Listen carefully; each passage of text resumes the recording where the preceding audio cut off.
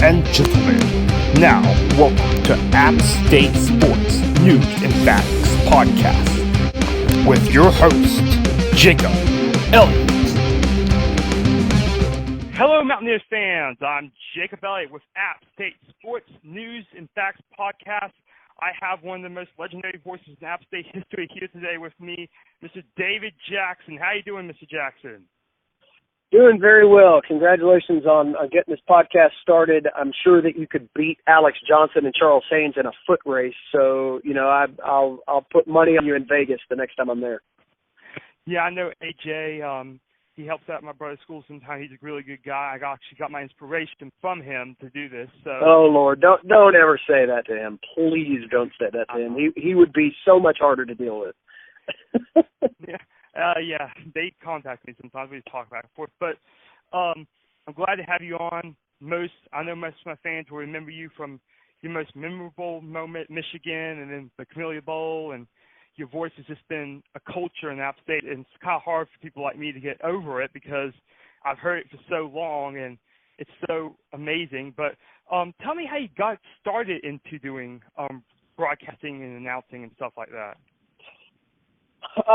Well, it started back when I was really in high school. I played baseball in high school at Northeast Guilford in Greensboro, and that was my major leagues back then. I knew I wasn't going very much farther than that, and started to think some about what a career in some kind of broadcasting may look like. My dad was a TV weatherman at WFMY, so obviously I had exposure there. And I remember one day it was actually during our high school football season. I was disappointed that our high school football team, which was pretty good, wasn't getting the kind of coverage that I thought they deserved in the Greensboro News and Record.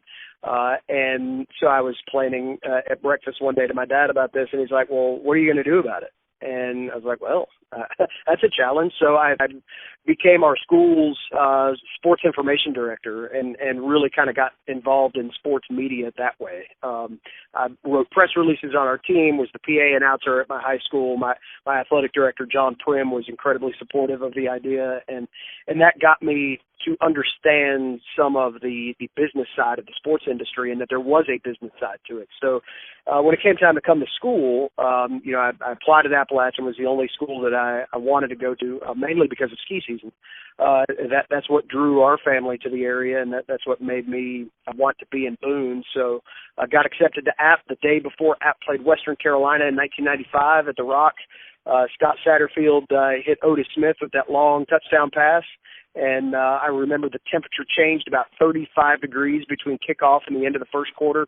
We're sitting in the stands at the Rock that day. I'm like, why in the world did I decide to come to school here? This is ridiculous. But flash forward to the fall of '96, I came up and got involved in the sports information office at App. And then, as a student there, when Mike Waddell became the voice of the Mountaineers, he asked me if I was interested in being the sideline reporter. I knew that I had a broadcast background. I had done a little bit of stuff in high school with a local radio station in Greensboro, and we had that commonality. We worked at the same place many years apart.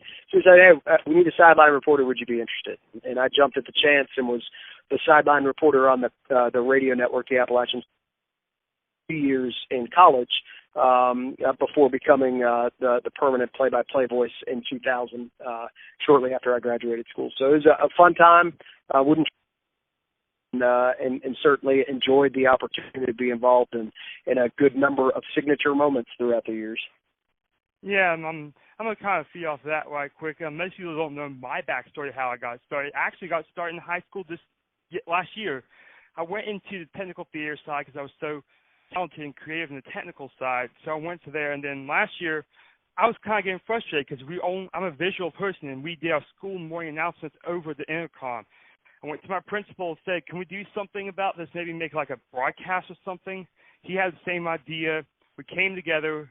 We made, my school's HCAM in Hickory, so yeah, but what I did is we came together, we collaborated, and we started it, and we had over 100 shows last year before COVID every day. And for me, it was just an eye-opening experience because I did the technical parts, did the graphics, did the sound. The only thing I didn't do was the script because I cannot write for the life of me right now. But, I mean, it just got me involved, and then I started experiencing broadcasting because my cousin, who was played softball at USF. She's a pro softball player now coaches. She always wanted to be a broadcaster, so I kind of wanted to follow her. Then her final senior game at home against UCF. Okay.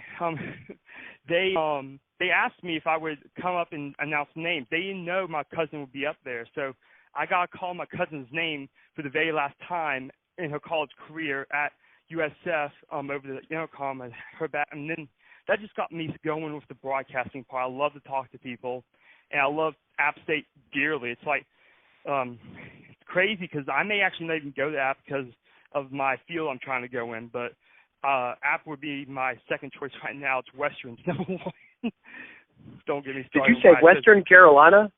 Yeah, that's the sad part. Oh my gosh, what are you thinking? No, I'm just kidding. Western Carolina is a lovely campus. You'll enjoy it there. Yes, and I mean, App fans, I know, you know what I mean, but I chose Western just because of a couple of factors. It has the best technical theater program in the nation. It does. The You're campus right. is really nice. And let me tell Mountaineers fans, I'll always be a Mountaineer. I'll always believe black and gold. I will stand for them. If Western says something, I'll be, no, App State's better. But I will never. Well, Western has Mark. Yeah, Western has Mark Spear as their football coach. He was here for a long time, and so you can take homage in going to Western Carolina or to Appalachian State Light. That'll be what we can call the campus in Cullowhee while you're there. Yeah, it's a very, very nice campus, but I'm always going to be a Mountaineer, and I'm always going to love it. My dad and mom both went to App, so I'm never going to get away from App. I bleed black and gold practically. Coming up from right now, you'll see a black and gold heart. But the thing is that I just got started too in high school, and now, I mean, I'm just succeeding so well, and then this has only been happening for 2 weeks. I've been playing this out, and then all of a sudden I get all these responses back from people asking, yeah, I'll do it. So I kind of got inspiration from you too when you did it, because you drove it. It's like something memorable. I'll never forget. The kick is blocked. The kick is blocked. The Appalachian State Mountaineers just being. Yeah, that everyone knows what I'm talking about. That's just ingrained in my brain. I'm sorry. No, you're fine. I mean, for me, it really helped me get going too. I was so young, I can't really remember it. We were on. My dad and me we were camping. My dad loved the game, didn't get to see it live, unfortunately, because we were camping. But he heard the radio call and heard your call, and he said he'll never forget that call on the radio that they had there listening to. So he's the one who suggested me asking you because of your popularity, and plus you're very memorable to all App fans. I'll take that as a compliment, I think. Yeah. But no, I'm always. We're always linked to that moment. Steve Brown and I talk about it a lot. When we actually this spring, during the quarantine, we got bored. We were all talking one night. Brownie and I were texting back and forth, and we're on a text thread with my dad. And I said, we were talking about some football memories. I said, man, someday we ought to put this like in a podcast form or something. Just put it out there and see what people do. So lo and behold, the Saturday evening quarantine show got started as a joke. It took off. We had 600 views on the first episode. We put it on YouTube, and I think we ended up doing 10 or 11 episodes before we shut it down for a little while. But it was fun to get back together with those guys and talk about so many memorable moments. We did a big thing on Michigan and what that experience was like, and certainly that was a life-changing experience for a lot of folks that were involved in the program at that point in time, and it put the program on a different trajectory than it was on, even with the national championships that we had won prior to that. It was obviously a little bit different feel. And I still think one of the most amazing things about that entire run, if you want to call it from 2005 to 2010 or 11 or so, is the fact that App won the third national championship after beating Michigan. There was so much pressure on that team to perform, and they were banged up a little bit there for a few weeks, and there was just this expectation that because they beat the fifth-ranked team in the country, they were just going to go boat race everybody. And it wasn't that easy. The Southern Conference was good. They had 3 top 10 caliber teams, maybe even a fourth if you throw Furman in there. In 2007, they had kind of taken a little bit of a slide. versus previous years, but it was a tough league to come through. And for App to have withstood the pressure of those expectations and then go and deliver against Delaware in the national championship game like they did, that will always be a season that nobody associated with App State will ever forget. Yes, sir. And I was watching the game when I was younger, and I said, "Is that Joe Flacco?" And we beat a Super Bowl quarterback. I was kind of taken aback by that, but a lot of people didn't expect us to do what we did from what I've heard, and we just showed them. I mean, can you tell me a little bit about, like, coming up until 2007, like, different stuff, and just kind of explain how it felt and some memories you have leading up to that big win? Well, sure. Appalachian, I think this is safe enough to say, I think most fans would agree that Appalachian had probably historically underperformed up until 2005. We had a team in 99, again in maybe 99 was probably the best one in there, the Southern Conference Championship year. But the 2002 team was pretty special as well, with Josh Jeffries being a senior on the defensive side of the ball and Joe Burchett being a decorated quarterback on the offensive side. I think that team would ultimately be viewed as one that underperformed. But we had never really been able to get past the big moment. In 2000, that team actually may be the best of the three I just mentioned. That team made it to the semifinals, lost in overtime in Montana, very similar to 2009. And it was heartbreaking because we felt like that was the chance for them to really kind of get over the hump and be a team that had national recognition and national notoriety, but had never punched their ticket through all the way to the national championship, and had several teams, 95 being one. Again, 99, 2000, I think were equally as talented as what we saw in 05, 06, 07. I think the thing that we noticed over the years was it took luck as much as it did skill for you to get through those moments. And you go back to 05, maybe not as much 06 because App just flat kicked everybody's tail that year. And 07 definitely it applies. There were some moments along the way that you felt like the stars aligned in your direction, and that was the thing that I think ultimately propelled those teams. But from 2000 up to 2005, we had some talented teams, some talented individuals, several that played in the NFL. The 2002 Miracle on the Mountain play was kind of one of those breaks that we got that year that you felt like, okay, this team might be a little bit of a team of destiny, and then we went and got whacked by Georgia Southern the next week. It was like, so much for that. But you have to have a little bit of that on your side, and I think that was the thing in 05. That year didn't start out particularly great. We were 1-1 after the first 2 weeks. Beat Eastern Kentucky on the road, lost to a very mediocre Kansas team in not the greatest fashion, and we were able to come home and right the ship against a team in Coastal Carolina that was very well thought of, the last team to beat the national champions, JMU, the year before. And so we kind of thought, okay, well, maybe this is a team that's conference championship worthy. And then they got hot late, had a great experience against LSU down at Baton Rouge toward the end of 05, and I think that really ultimately gave confidence to go through it. I think the thing that is the common thread behind all those great teams I mentioned are personalities. You look back at the 99 team, and you've got the two-headed QB monster, and really what ended up the next year becoming a three-headed monster in David Reeves, Daniel Jeremiah, Joe Burchett at quarterback, had a great running back play, tremendous defensive players. That team had chemistry, had personality to it. 2005, that was Richie Williams. Richie set the tone. That was his team, offensively and defensively, and to watch him play and perform was just an absolute treat.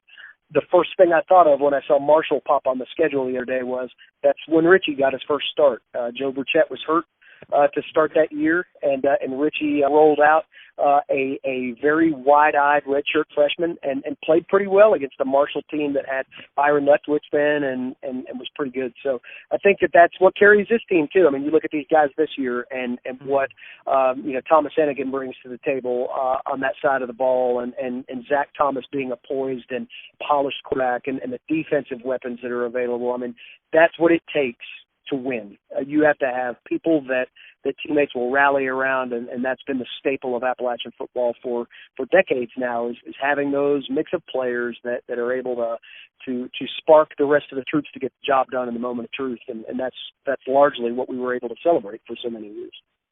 Yes, sir. And you may have, my fans may have heard me move around some. I went to my room to get the book about 2007, Appalachian State Sounds in the Big House. I read this book, and it's one of the, I loved it. It was so well done. Have you read that book yet? Yeah, I've taken a trip through it. Sure.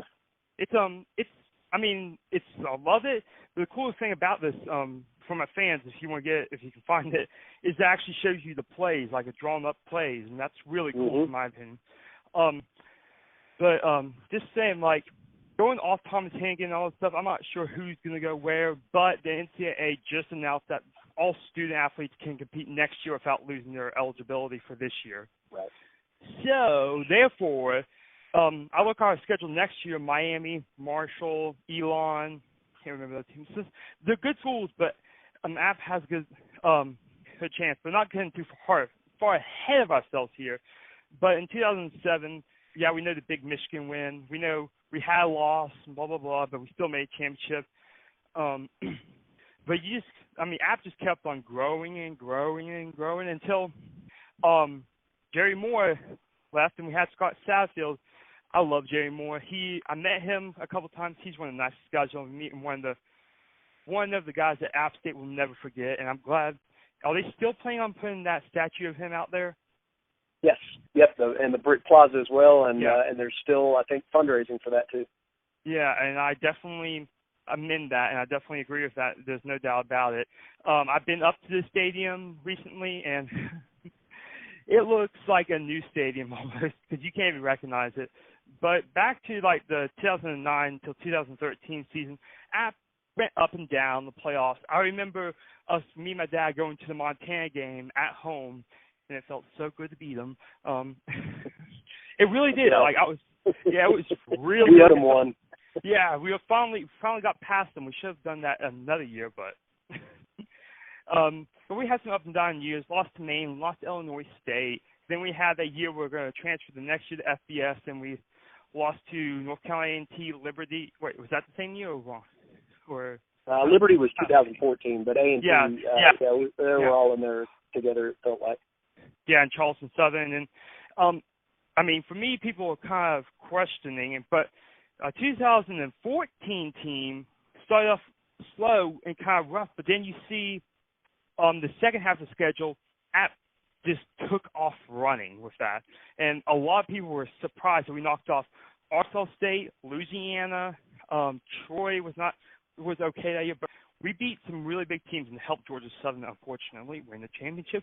But we beat some really good teams and really stacked up the bottom. That second half of the year is the time the App State started just to roll and just started to grow bigger and bigger. Yeah, and it kind of came a little bit by surprise, but I think that you pointed out a couple of interesting things along your story there. I mean, first of all, the transition from Coach Moore to Coach Satterfield, was I think having that continuity of two App State men that had largely done things the same way from a character building and trust and respect and all of those words that Coach used to say all the time.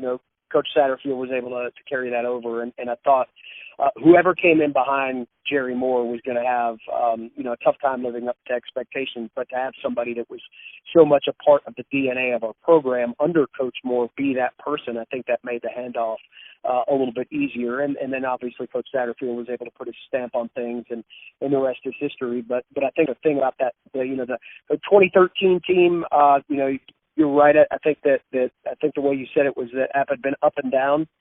There were some misses in recruiting back in 2011 and 12 that bore their fruit in 2013 and 14 that were unfortunate, but were they were what they were, and I think the staff did such a good job of keeping things positive through what was really a dead season in 2013. That was the first year of the 2-year transition of the FBS. That team knew they had no postseason chance. They had lost the playoff game year prior on a block PAT. So there was some hurt there that they couldn't avenge, and there was really nothing to play for. And that was a painful season to have to go through, but the staff kept things light, and they kept that team going toward a common purpose. flash forward to 2014 and really having a couple of games early in that year that could have gone the other way. I think about the game at Southern Miss on the road that App had a chance to win. The Michigan game they had their moments in that year to start the season, and you could see that there was something there. You could see that there was a corner getting ready to turn, and I will never forget being at Troy.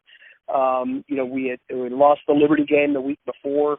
Coach Satterfield was under an amazing amount of criticism, and I thought most of it was unjust, especially given his history with the program, that people needed to give him a chance to get solidified and to work his plan. And that game down at Troy, the light switch flipped on, and they really haven't turned back since.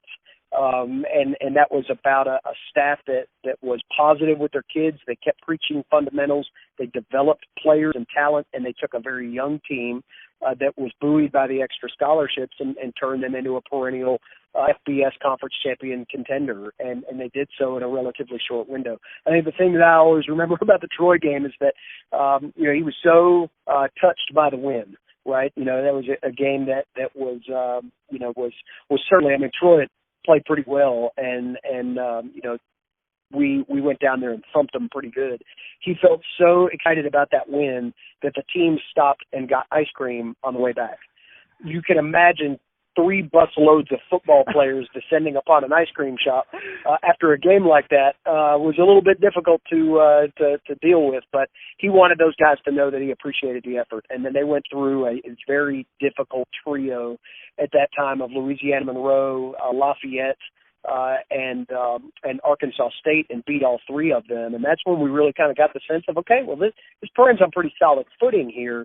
You continue to recruit, you continue to build things the right way. That was about the same time that Doug Gillen transitioned in, and we felt like we had a good thing going there. And obviously Coach Satterfield took it to great height. I think it's in excellent hands with Sean Clark right now. He has continued the recruiting prowess that comes with winning.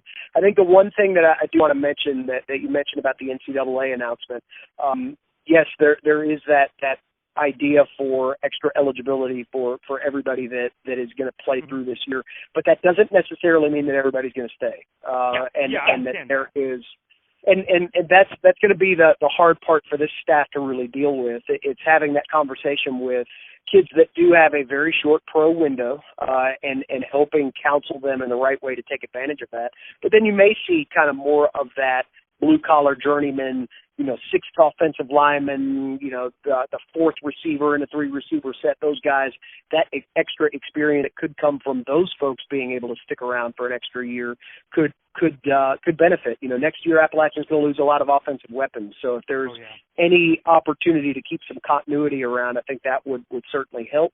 But you've also got to balance that too with the student athletes coming in, and this class led by Justin Watts, the recruiting coordinator, has continued to go to the recruiting well and get some amazing talent to keep the winning train running. So it's going to be interesting to see how it all shakes out.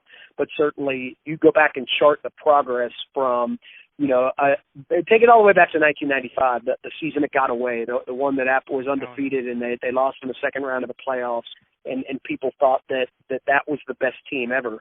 I think that we have constantly seen over the course of time that Appalachian can have a great year, but always has their sights on the next great year and doing it better that time than before. And we're all the beneficiaries as fans and those that get to follow the program of that success. And certainly we're looking forward to whatever the next chapter brings. Yes, and I know you have to leave soon, so I just want to kind of wrap this up and tell a little story about Sean Clark. And my fans don't know the story, but we went to the athletic complex one day before the Georgia Southern basketball game. Justin Forrest, hit that 3. Was that him or I think it was Forrest. But we walked in, we were looking at stuff, and down came the elevator with country music on his phone with Sean Clark. That sounds right. Yeah, he walked out. He said, "Oh, hey guys," and he started talking to us. Took us inside we had all the trophies, and he hold this up and let us, he held it up and he let us touch it, and he was just talking to us for 10-15 minutes.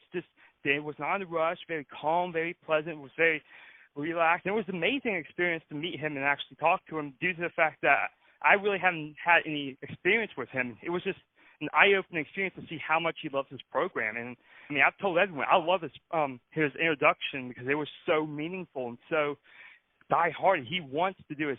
App fans can tell he wants to be here. He wants to stay here. He wants to succeed, and that's what we kind of wanted in the first place. No offense to Drinkwater, whatever, but but I feel like Clark is the best opportunity as of now.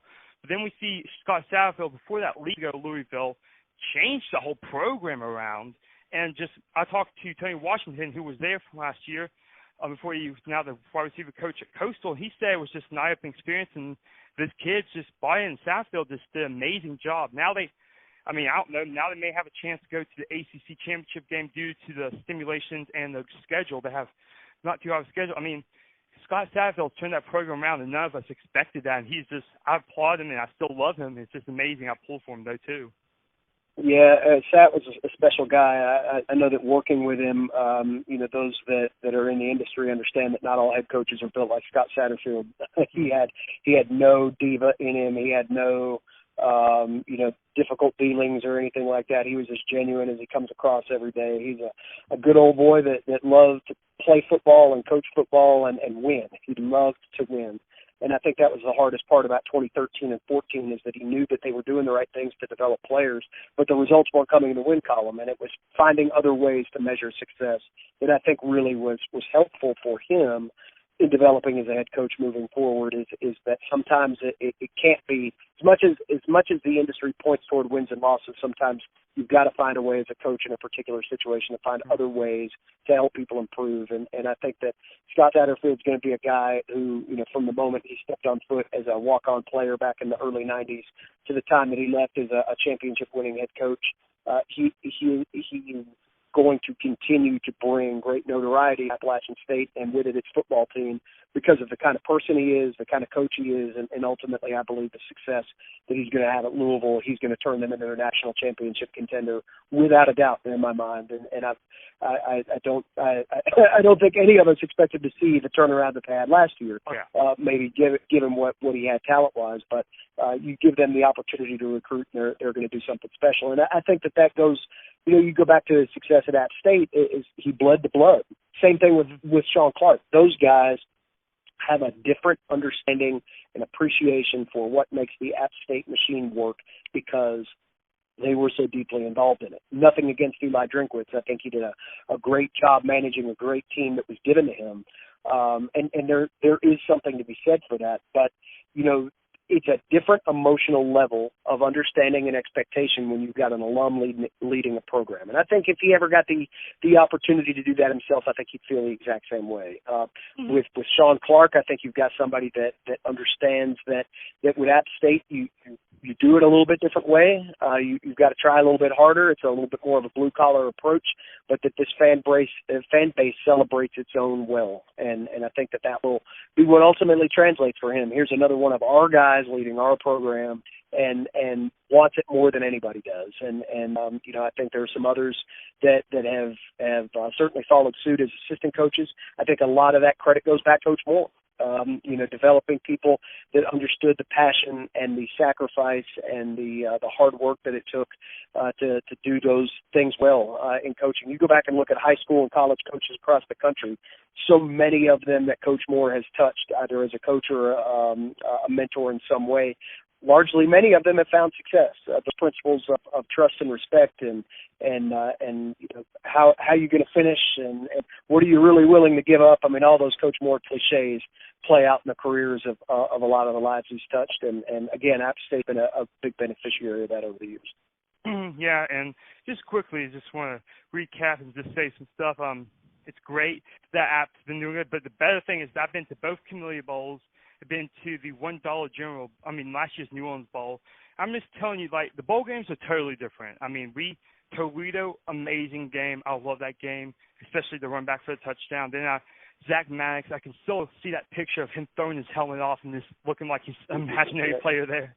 It's just memories. And, I mean, just looking at it, it's going to be different next year, but still, I feel like if we can properly go through the steps and maybe keep some people, it should be easier to transition from a new offense that can have some senior or some people that just stay and just help them grow.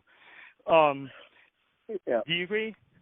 Yeah, I think so, and I think there's continuity enough too in the staff that will help. I mean, certainly, Sean Clark having an intimate understanding for what the talent level is like and who they are, and Justin Watts being so involved in the recruiting aspect of those players.